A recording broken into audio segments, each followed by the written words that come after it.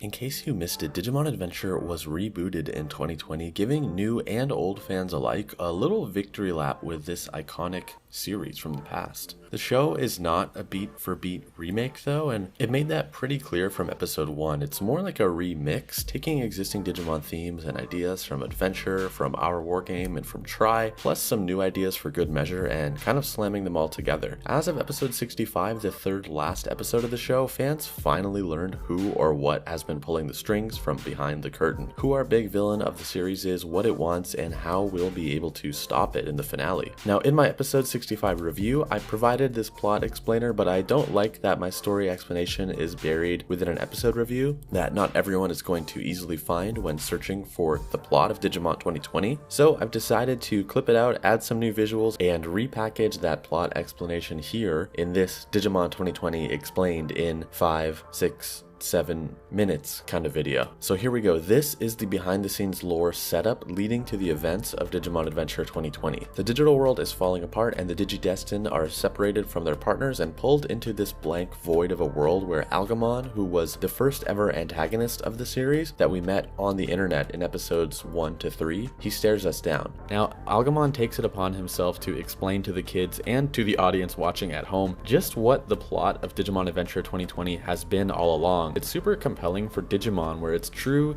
to existing Digimon rules, but it also gives this surprisingly dark bit of social commentary on the way we interact with each other on the internet. So here it goes. Let me try to recap what we've learned. As we've known since 1999, Digimon undergo birth, life, and death, but death is not the end for Digimon. They're reborn as eggs, hatch into Digimon again, live, die again, and are reborn, etc. And that is why the digital world continues to exist. It's in this loop of life. But as I understand it, we come to the classic issue with immortality, that conundrum where the digital world just continues and continues and continues forever. And we also know about the time difference between the human and the digital world from that first arc, so keep that in mind. From the way Algomon describes it, we get the sense that the digital world has existed for countless ages, millennia essentially. And so the digital world itself eventually hits a crossroads where it said, hey, I've been doing this live, die, repeat thing forever, and now it's at a fork in the road and has two instincts kind of compelling it in each direction. The digital world itself thought, on one hand, I can break the chain and stop the cycle of rebirth and just end it all, and on the other hand, I can keep existing, keep living, continue the cycle of rebirth forevermore. These two instincts manifested into two physical things. The instinct to break the chain and end it all became the seed of the Great Catastrophe, Negamon, and the instinct to continue existing became the Digivices actually. So then, both looking for help or consultation, both of these instinct objects reached out to the other world, to the human world, and sought the potential in humans to tip the scale in that instinct's favor. The instinct to continue, aka the Digivices, found the human children, our protagonists, who connected with Digimon and opened a new path to power, but the instinct to end it all found not the chosen children, but the network world created by the humans, aka the internet, where, quote, data filled with chaos and fear passed through it, producing negative energy. The instinct to end chose that energy as its power source rather than the human children to produce its next disaster, the end of everything. But what the instinct to end, aka the Great Catastrophe, found in the humans' network world, quote, the endless negative energy filled within the network exceeded even their expectations. It was an abundant and delicious meal which produced more power and more consumption and more anger. Because of this, the instinct to end's mission kind of got sidetracked or grew, where now it wanted both to end the digital world and to become more powerful and to consume everything. And so it no longer had its sights set on just ending the digital world's cycle of rebirth, but because of the internet's negativity, kind of making it addicted to power and consumption, now this thing also wants to consume the human world. And so that right there, that is the story of Digimon Adventure 2020, or at least the behind the scenes setup. It took 65 episodes to fully understand what the heck was going on, who our villain is, and what it wants, but we finally know. The villain itself in some ways is the digital world, and the hero is also the digital world. The digital world is at a crossroads with wanting to continue to reboot or just stop and end here. Which, can I say, I feel like this may be a really interesting meta commentary on the fact that Digimon Adventure 2020 is a reboot, and there's also been 02 and Try and Last Evolution Kizuna on reboots. And can I also say that the fact that the Great Catastrophe latched onto the human internet as a source of negative energy, only to find it had even more negativity and chaos on there than it expected, that's also a pretty damning commentary on how the series writers feel about the internet. And hey, I mean, they're not wrong. I think this is an extremely cool little plot point,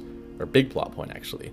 The two forces of good versus evil, life versus death, are finding power in the darkness that humans put onto the internet and finding power in the goodness that humans are capable of when we're in person, face to face, taking care of each other, and I suppose also just the purity of, you know, children. That is incredibly thought-provoking and cool to me. I always want Digimon stories to reflect on technology and where we're at, and not just be this kind of fantasy Wizard of Oz thing with Mon thrown at the end of the monsters' names. And so this added detail about the negative energy of the internet actually surpassing the villain's expectations, that really scratches the itch for me, so bravo there. Of course, there have been a handful of iconic moments along the adventure that we'll definitely recap in a future video, but for this video, this is the essential lore of Digimon 2020 that explains what's going on and what makes this show different from past Digimon series. To see how this existential battle concludes between the digital world's instinct to continue and its instinct to end, you're gonna want to watch episodes 66 and 67, the big finale episodes. Oh, and by the way, just a note for my subscribers, if you're watching this before episode 66, my episode 66 review will be a day late as I'll be out of town for a wedding. I think I can be a pretty persuasive person when I need to, but I'm not so sure I can persuade a bride and groom that I need to leave their wedding early to watch Digimon, so expect a delay on the episode 66 review. Alrighty, thank you.